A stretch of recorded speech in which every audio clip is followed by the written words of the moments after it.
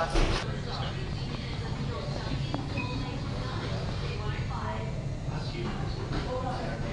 here again with Anthony Ganter, All Sports Physiotherapist.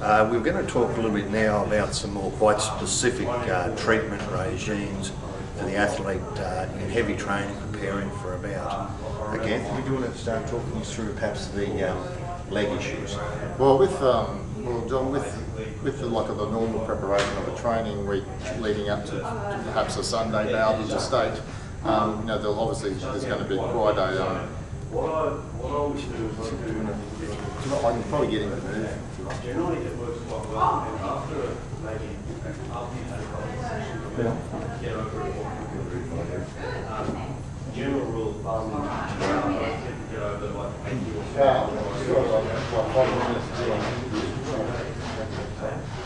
Sometimes you get over it more quickly. It's always so, for example, you show No, then we'll be done.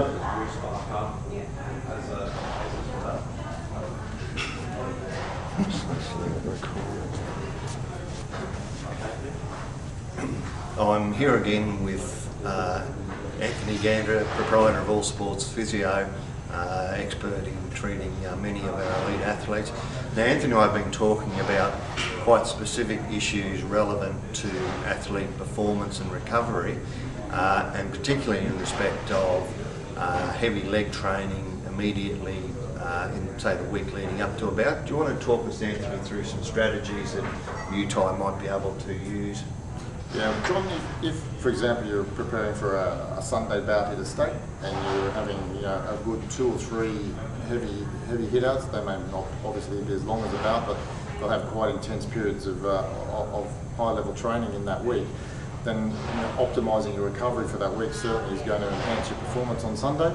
So some of the examples of things that people could be doing, perhaps the ice bath systems, they're quite expensive, but a cheap alternative is a new wheelie bin or a cleaned out wheelie bin with a nice slurry mix. You can get the little thermometers from a pool shop and actually make sure that you've got the temperature appropriate. Basically, you just need something to get in and get out of it safely because it may be wet.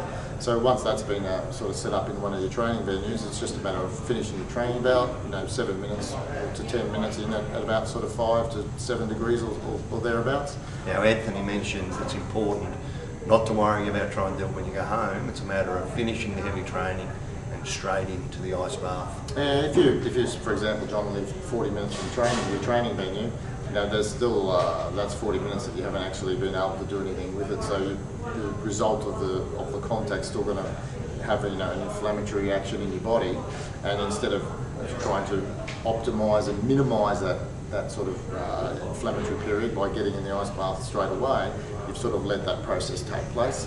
The same as with your energy restoration. There's a little half-an-hour window to get your carbs back in your body.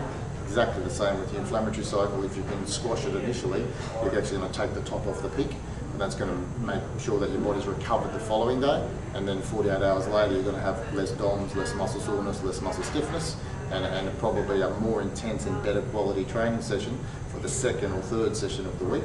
And the same principle applies in your preparation for the bout on the weekend. So it's pretty essential that you get in there straight away.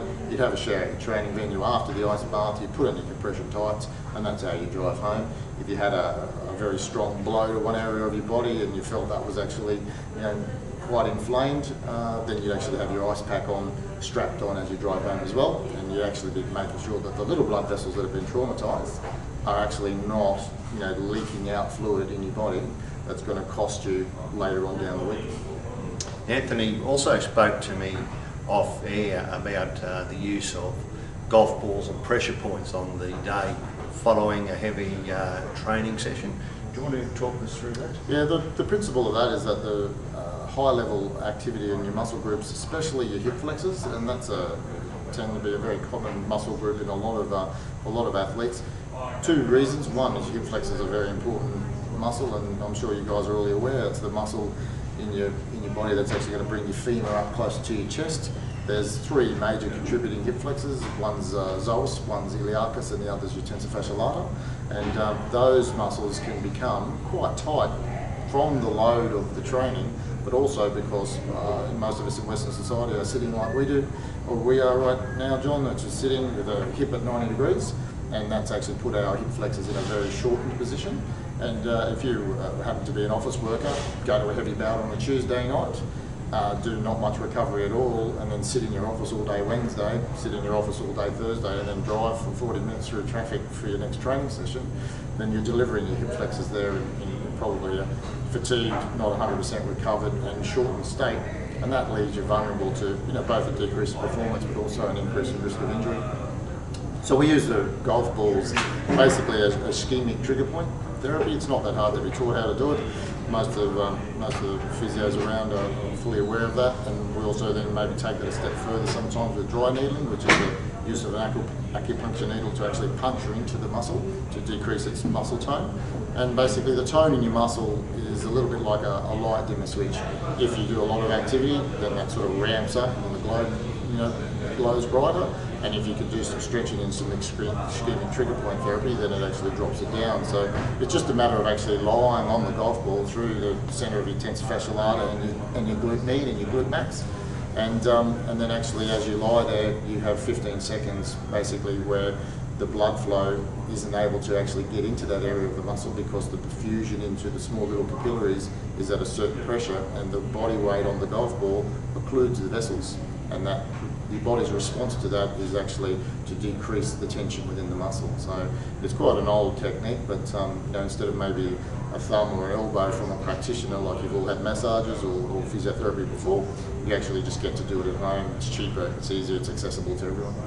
And it's a way of trying to let the muscle relax rather than bind up after Yeah, training. exactly. The heavy training, increase in muscle activity, increase in muscle tension, combined with lots of sitting, those muscles just get tighter and tighter and tighter, and this just allows you to actually, almost if the training brings it up, the trigger point ischemic trigger point stuff will bring you back down, and you keep on an even keel, which is much better for your body's performance down the track. Well, perhaps you people should give it a go and come back to me with some questions for Tony. Thank you very much. Right, You've been cheers, very John. kind with your time. No problem. Thank you.